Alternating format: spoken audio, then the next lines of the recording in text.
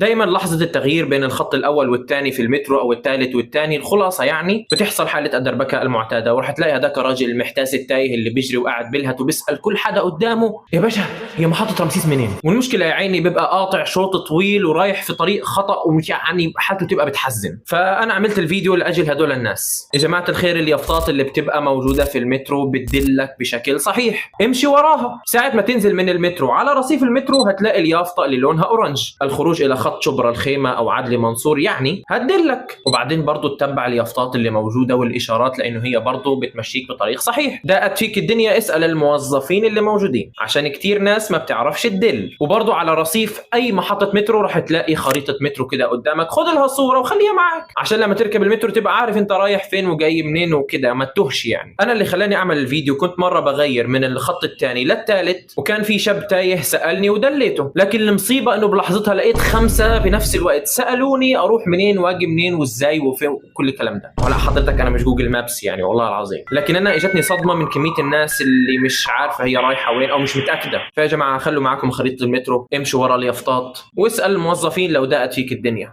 وربنا يسترها علينا وعليكم. شكرا.